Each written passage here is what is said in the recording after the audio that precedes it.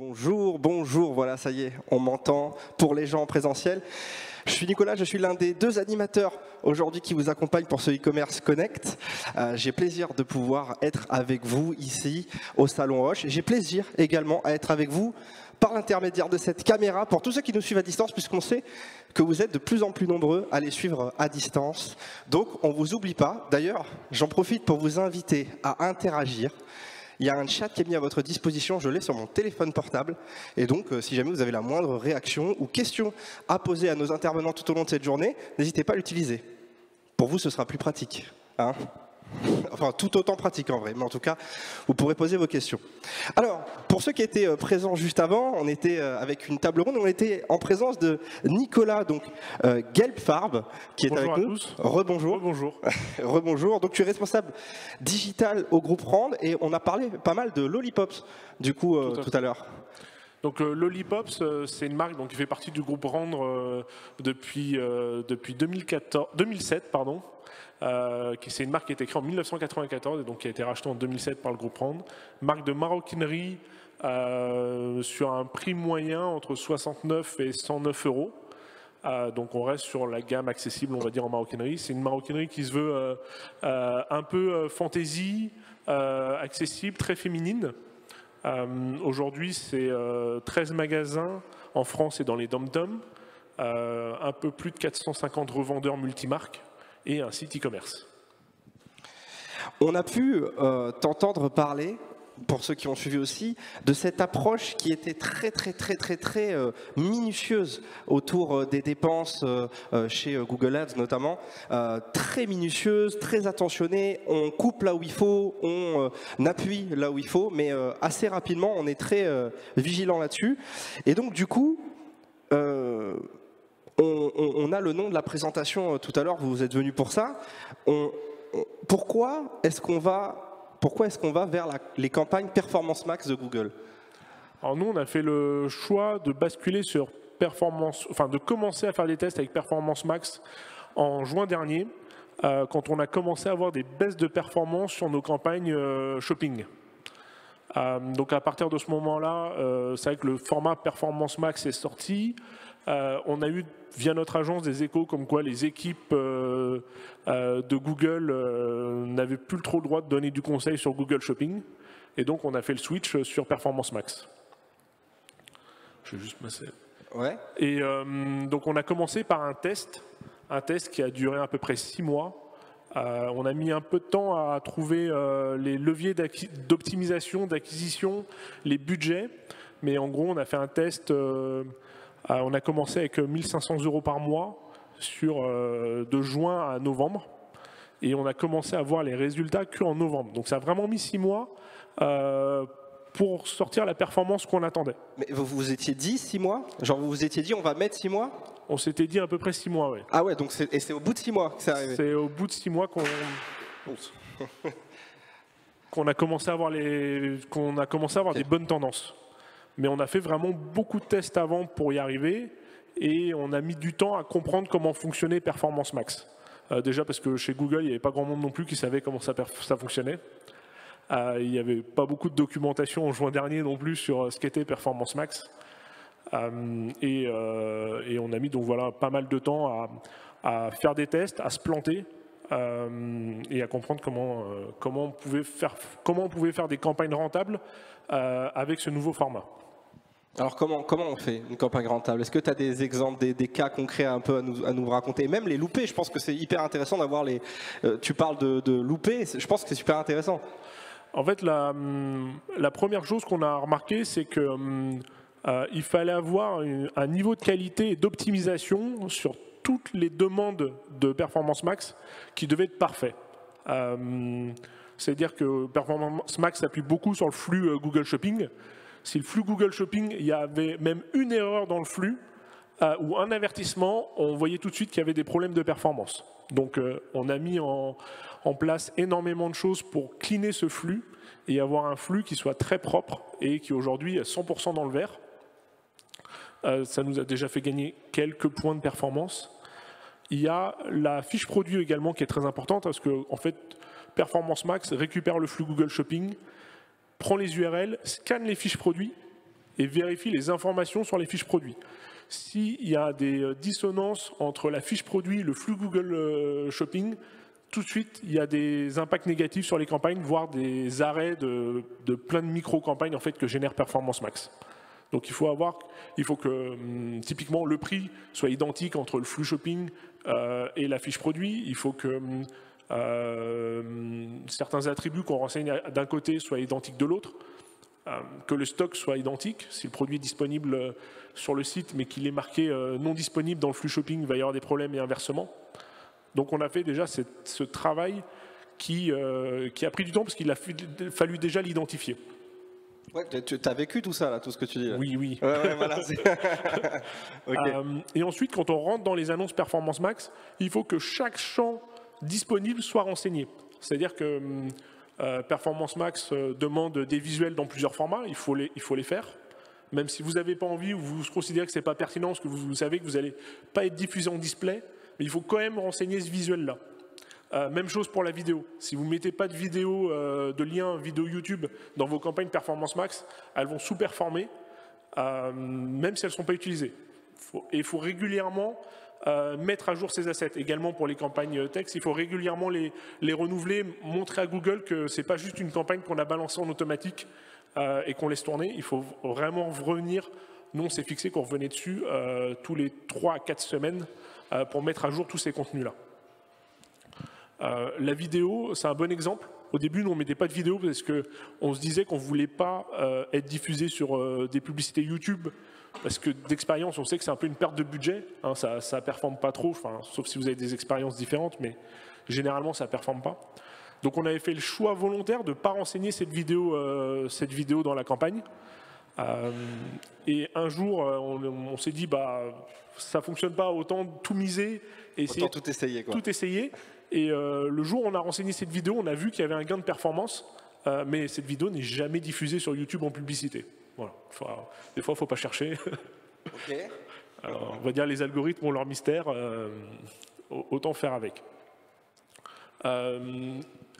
L'autre chose qu'on a remarqué, et c'est hyper intéressant, c'est que quand il y a trop de campagnes dans le compte AdWords, il y a un moment donné, Performance Max a l'air d'être perdu. Alors je ne sais pas si c'est perdu, s'il ne comprend pas comment faire fonctionner le budget ou s'il y a des campagnes qui rentrent en compétition. Mais nous, au début, comme c'était un test, Performance Max, on avait gardé les annonces Google Shopping en parallèle de la campagne test Performance Max.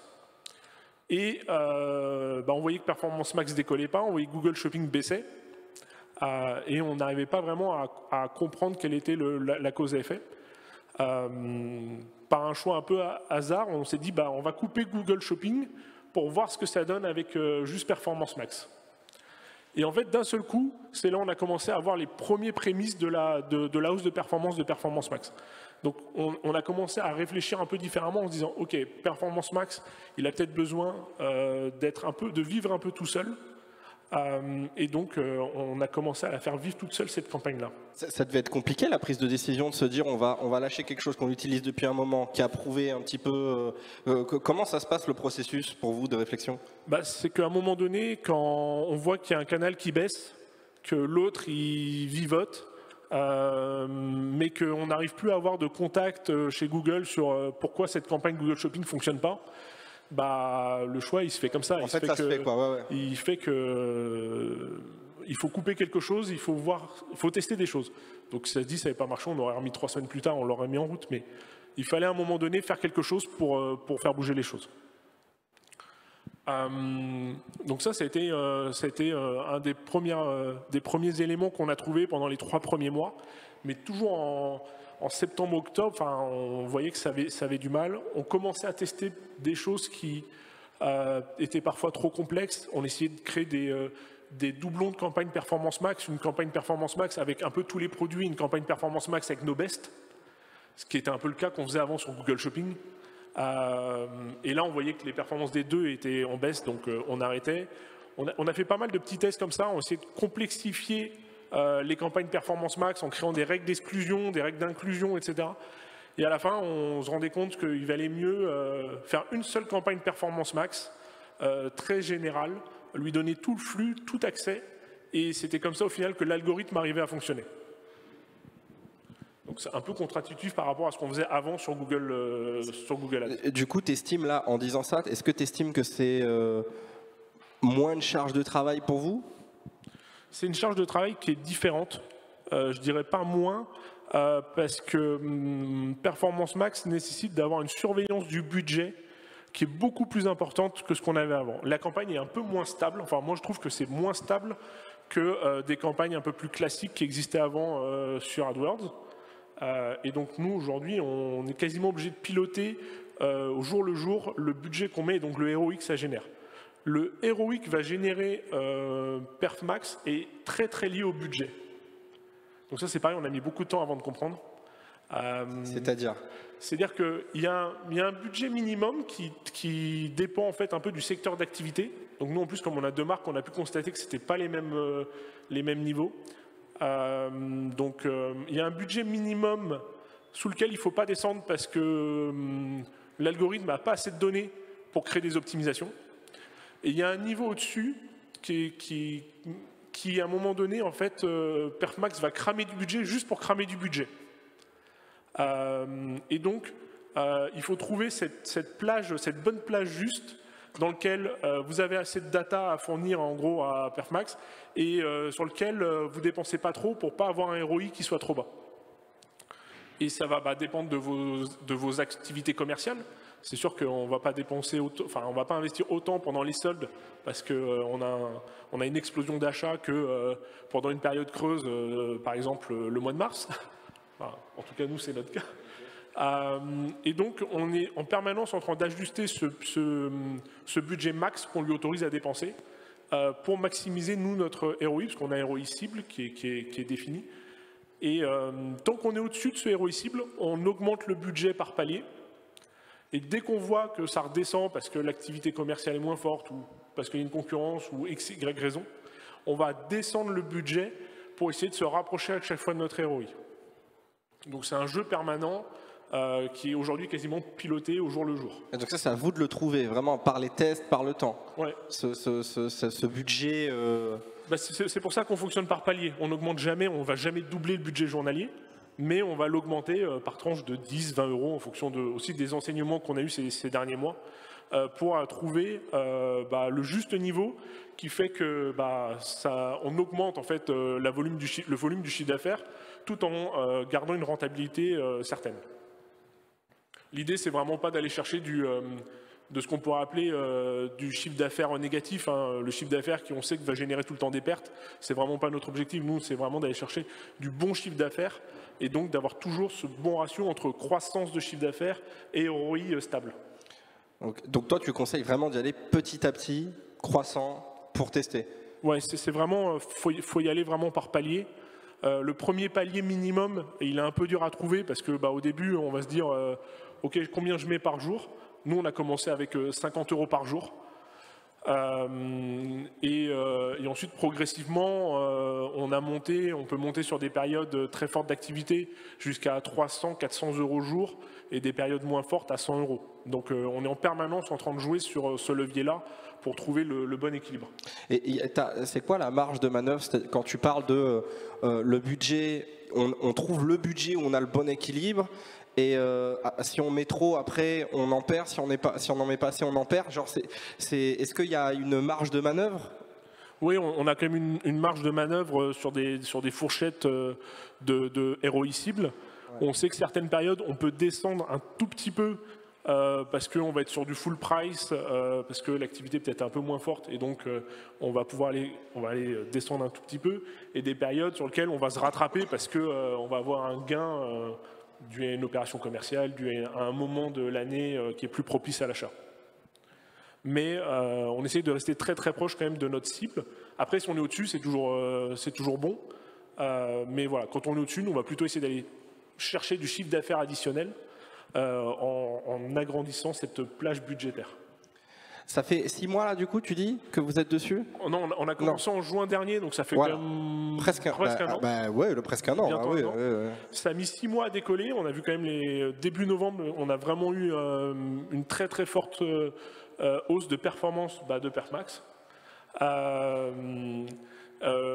Ensuite, nous, on a commencé à vraiment augmenter le budget à partir du Black Friday. Et donc, comme on avait un heuristique, on n'a pas arrêté d'augmenter parce que Black Friday, ça a très bien marché. Le mois de décembre, ça nous a permis, on a quasiment doublé le chiffre d'affaires par rapport à l'année précédente. Et on continue sur cette tendance, alors pas à doubler, mais on continue sur des fortes croissances à 2 chiffres depuis le début de l'année. Et vraiment grâce aujourd'hui à Perfmax. Et donc ça continue, ça a commencé à décoller au bout de 6 mois. Et comment ça a avancé après du coup? Aujourd'hui, la performance est stable, mais parce que nous, on mesure la performance vraiment sur un ratio de ROI. Donc, tant que notre ratio de ROI est stable, nous, on joue entre plus, moins, quasiment sur une base journalière. Quand on t'écoute, on se dit, c'est incroyable, ils ont fait tous les tests possibles, ils ont réussi à trouver plein d'infos. Ça fait 1 an. Est-ce que vous avez encore des tests à faire là? Est-ce que tu as des choses en tête? Oui, on teste toujours des nouvelles choses. On teste maintenant plus sur comment on peut augmenter le CTR, parce que Perfmax va générer beaucoup d'impressions, mais un peu moins de clics que les campagnes précédentes, enfin les campagnes qu'on avait précédemment nous sur Ads. Donc aujourd'hui, on essaie de voir si c'est tel format d'asset ou tel format d'asset, est-ce qu'il faut mettre telle information en avant dans les annonces contextuelles, est-ce que les fiches produits, le titre, il doit être rédigé de cette manière-là plutôt que cette manière-là. Et c'est en jouant comme ça sur plein de petits paramètres qu'on mène aujourd'hui des tests pour voir comment on peut améliorer la performance. On n'est plus trop sur l'amélioration forcément du budget, du ROI, etc. Mais on va voir comment on peut maximiser notre CTR sur les différentes campagnes Perfmax. Tu parles de CTR, est-ce qu'il y en a d'autres avec Performance Max qu'il faut avoir à l'œil peut-être plus que d'habitude? Ça va vraiment dépendre des objectifs qu'on cherche à atteindre. Nous, on est purement e-commerce, donc c'est vrai que l'objectif de ROI est le seul qu'on a vraiment en ligne de mire permanente. Maintenant, c'est vrai que tout ce qu'on peut gagner sur des petites optimisations, c'est bon à prendre. Si on fait 5% de clics supplémentaires, ça nous a de toute façon pas coûté plus cher, si c'est de l'optimisation de contenu, c'est forcément une bonne chose. Est-ce que tu veux rajouter autre chose sur donc ici on a vu optimisation, budget. Est-ce que tu... Oui, il y a la partie monitoring qui est hyper importante. Comme je l'ai dit tout à l'heure, c'est que nous on a arrêté de se baser sur les données Google Ads pour le calcul du chiffre d'affaires. Donc on est entièrement passé sur FlashSip, Technomatomo, et sur un plan de tagage d'UTM qui est hyper précis et qui nous permet vraiment de savoir quelle campagne nous génère combien de chiffre d'affaires sur notre site e-commerce. Et aujourd'hui, on a des écarts entre les chiffres annoncés par Google Ads et les chiffres qu'on remonte dans nos outils qui est entre 20 et 30% sur ce canal d'acquisition. Alors après, Google a des grandes explications que nous, on est au last click, eux, ils sont à 7 jours clic ou 7 jours vus, etc. Mais en attendant, il faut avoir un outil de mesure sur lequel on croit. Et je trouve que le last click, quand on essaye d'aller chercher de la conversion, c'est quand même plutôt parlant que du 7 jours vu ou 7 jours clic. Très bien. Est-ce que vous voulez réagir? J'en profite pour redire aux gens qui nous rejoignent progressivement à distance que vous pouvez réagir. J'ai mon téléphone ici et que si jamais vous voulez poser une question, eh bien on peut la transmettre. Oui. J'arrive avec le micro pour que les gens à distance puissent vous entendre. Bonjour. Du coup, alors peut-être que j'ai loupé l'info, mais vous ne travaillez pas avec une agence? On travaille avec une agence, mais on travaille très très étroitement avec l'agence. Okay. L'agence n'avait pas forcément beaucoup plus de connaissances que nous au début sur Perfmax, et donc on a vraiment construit le projet ensemble et fait tous les tests ensemble. Et le budget aujourd'hui est aussi bien piloté par eux que par nous. Nous, tous les matins, la première chose qu'on fait en arrivant, c'est qu'est-ce qu'a généré les campagnes Perfmax la veille, et on ajuste comme ça ensemble le budget. Parce que nous aussi, donc moi je suis chez Jacadi, on est donc aussi passé sur Perfmax. On a eu aussi pas mal de difficultés au début parce qu'on n'avait pas d'infos, on ne savait pas, personne ne nous répondait, etc. Mais pour le coup, on a vu une vraie génération de trafic, mais on a un TT qui est en baisse. Mais au final, un ROI qui qui est meilleur. Donc c'est vrai que par rapport à ce que vous disiez, j'avais l'impression que... Est-ce que vous aussi, vous avez vu une baisse de TT? Non, non, pas sur le TT. On n'a pas vu de constater de baisse. En fait, on a plutôt tous nos indicateurs aujourd'hui qui sont dans le vert sur AdWords grâce au PerfMax. Oui. Et on n'a pas de contre-performance sur un levier plutôt qu'un autre. Parce que nous, du coup, l'explication que Google nous donne, c'est le but de PerfMax, c'est une boîte noire, mais tant que le résultat final est meilleur, c'est OK. Donc, on a plus de trafic, super. On a un TT en baisse, bon, dommage, mais on a un meilleur ROI, donc au final, c'est pas mal. Et en fait, ils expliquent, pour le coup, nous, on n'était pas non plus du tout YouTube, etc., mais on ne sait pas quelle part, mais on a une part qui est diffusée en display, ce qui explique la baisse de TT, parce que personne convertit après une petite vidéo. Mais voilà, je voulais savoir si c'était en fait quelque chose qui était courant pour tout le monde qui était passé sur PerfMax ou pas. Honnêtement, nous, on n'a pas le cas. Après, on a essayé avec des calculs très hypothétiques de savoir où étaient diffusées les annonces, en faisant des recoupements entre... on peut récupérer dans Google Ads les parts de budget dépensées sur du YouTube, sur du display, et on fait des calculs un peu très théoriques. Et c'est vrai que nous, on remarque que de temps en temps, il y a des journées, il va faire un test où il va dépenser beaucoup de budget sur un YouTube, beaucoup de budget sur un display, mais qu'assez vite, il arrête le test et il se remet à dépenser sur du search et du shopping. Donc pour nous, c'est quasiment identique à avant et le TT est vraiment resté stable.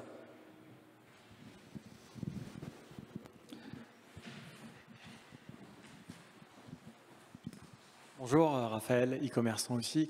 Je voulais avoir, est-ce que vous connaissez la part shopping sur vos campagnes PMax par rapport à l'acquisition, par rapport aux autres leviers? Aujourd'hui, encore une fois, on est sur des calculs d'hypothèses, mais on est à peu près à 80% de shopping et 20% de search. Et vous avez des campagnes search à côté ou vous faites vraiment que du PMax? On n'a plus qu'une campagne de préservation de marque en search qui s'active si on a un concurrent ou qui achète notre marque. Donc vous avez confié toute la partie search à PMax? Oui. D'accord. Et vous êtes content de cette stratégie? Oui, on est très content, ouais. D'accord. Donc en fait, vous avez segmenté les produits dans vos campagnes par intérêt business, quoi, et vous avez créé des groupes d'assets qui viennent en fait remplacer les campagnes search, en fait, grosso modo. Non, en fait, c'est ce qu'on a fait à un moment donné et on a arrêté parce qu'on voyait que ça ne performait pas. Aujourd'hui, on est sur un seul groupe de campagne qui est PerfMax. Tous les produits sont dedans et on laisse PerfMax tourner. On le laisse quasiment aujourd'hui en autonomie pour faire sa segmentation, pour faire ses choix. Et c'est ce qui aujourd'hui nous sort la meilleure performance. Donc même les URL de destination des campagnes search, le contenu des annonces, tout ça, c'est PMax qui gère en automatique? Oui, c'est PMax. Ah bah, c'est magique, c'est magnifique. Merci beaucoup. Merci. Vous citez beaucoup le ROI comme étant votre ligne de conduite. Et vous ne donnez pas de ROI, mais moi je ne sais pas en fait, ça serait quoi le ROI idéal pour vous? Le ROI idéal, il n'est jamais assez élevé. Mais aujourd'hui, nous, on a en gros un ROI, c'est en dessous de 5. On est en dessous d'un ROI donc, sur le chiffre d'affaires TTC, en dessous de 5. Disons que ça nous pose problème. D'accord. Et dernière question, est-ce que ça inclut les ventes en point de vente physique? Non, 100%. Encore une fois, là, sur le PerfMax, on mesure au last click. Donc, il faut que l'achat se fasse en ligne pour qu'on le mesure dans le calcul du ROI. Oui, parce qu'aujourd'hui, le rapport en ligne boutique, il est comment? Il reste pour le moment favorable boutique en ligne. Enfin, au retail physique. Oui. La boutique en ligne reste minoritaire, mais la part est en croissance et croît de plus en plus.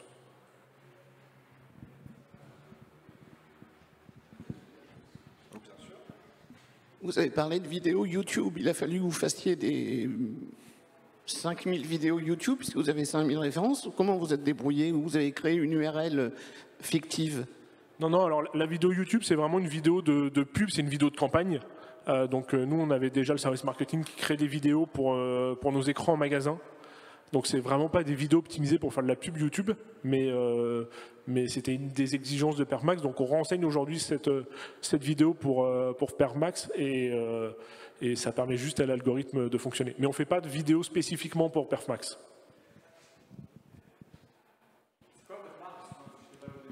C'est Lollipop, c'est Balaboosté. Ouais.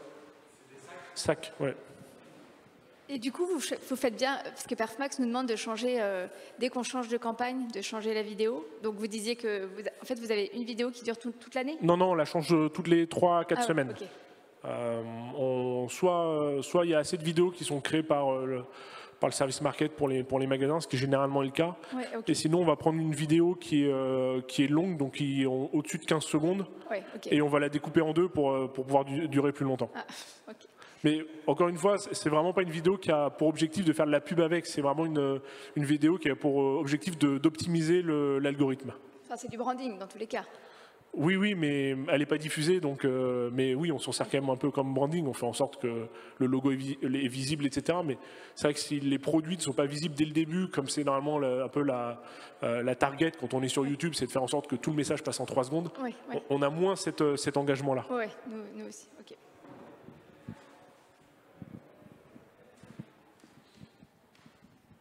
Alors en attendant que vous ayez d'autres questions, dans monitoring, dans la bulle, il y a période anormale qui est écrit. Est-ce qu'on parle de période anormale classique que vous connaissez bien ou est-ce qu'on parle de nouvelles périodes qui peuvent peut-être ressortir?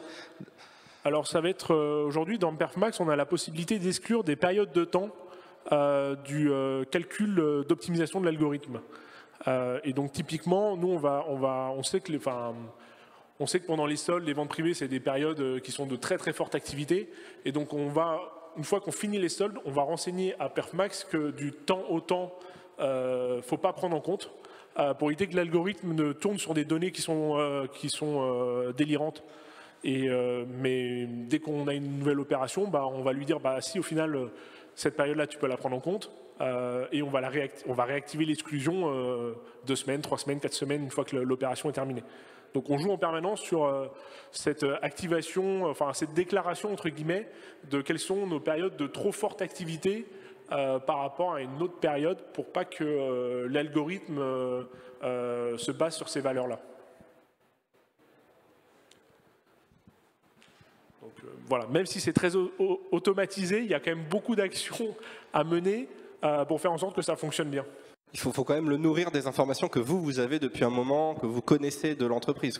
Oui, c'est ça. Il n'est pas encore 100% de vin, mais peut-être bientôt.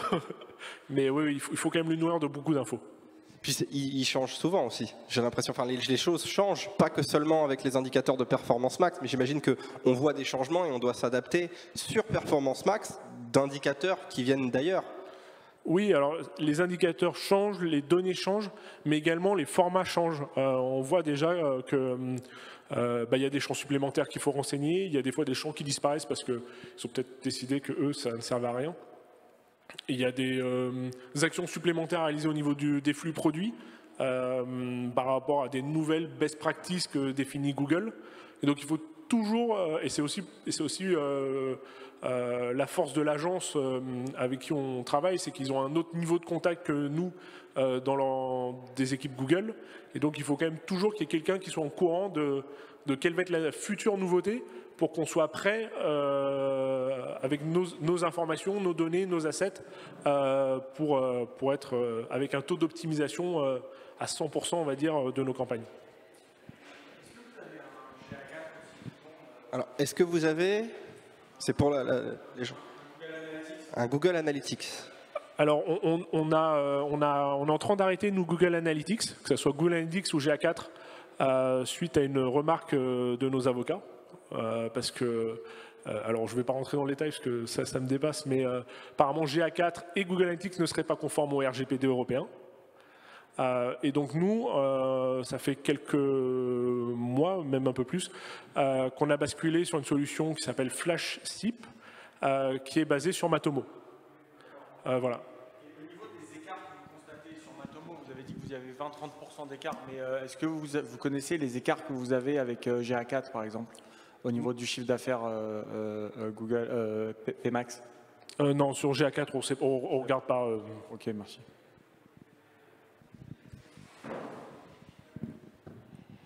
On a encore le temps pour 1 ou 2 questions. Après, ce sera le temps d'aller boire un café. Chez vous aussi, hein, vous pourrez boire un café, je vous autorise.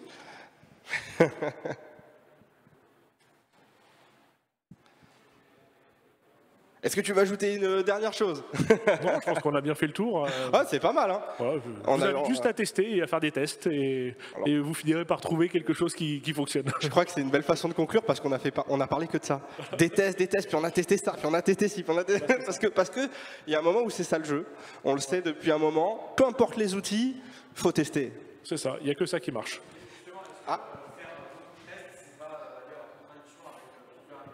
Est-ce que faire beaucoup de tests, c'est pas en contradiction avec trouver un équilibre? Il ne faut pas faire tous les tests en même temps, ça c'est sûr.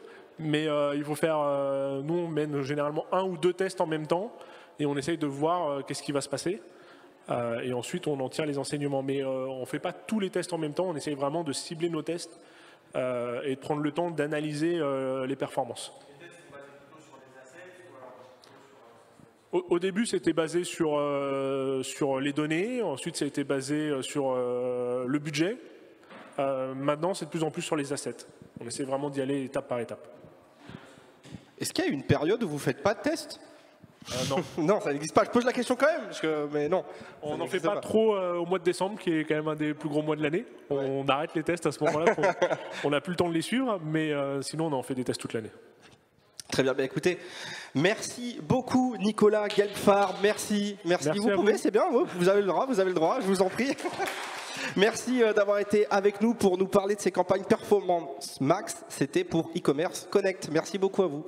Merci, bonne journée.